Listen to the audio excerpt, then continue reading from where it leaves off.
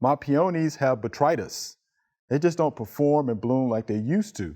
I want to transplant them to another bed where they will have more sun and airflow. Is it worth transplanting them, or will the botrytis follow them to the new bed? This is Mary in Memphis, Tennessee. All right. So it seems like she already kind of knows what to do, Yes, but she will knows the what botrytis follow? Unfortunately, yes. Ah, okay. Yes. They will.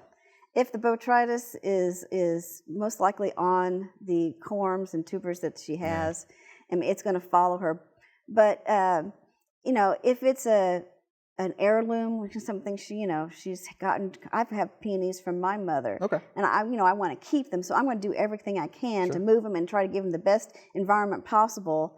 And of course, you can put some fungicide on that, but that's It's going to be a lot of that. That's you'd have to continually Right, spray it, right. and it almost is not worth that. But if it's a newer variety that she's gotten, it might be easier to just get a newer variety and try to get disease-resistant ones. Right. To plant in a new area. But you can move it, yes. She understands it needs good drainage, Right. good air Got to have circulation, good drainage. and the Got right to. amount of sun to be Right. able to bloom. So she's got the right idea. I mean, you can try it. I would just be careful, because then you're going to have the botrytis in the soil there if you decide to plant a different one. Right.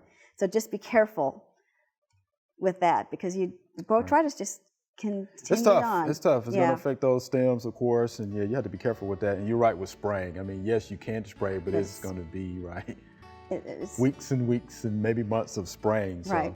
yeah, and do read the label if you're going to use a fungicide for that. We hope you loved the video. We would love for you to ask more questions. Be sure to leave those questions in your comments.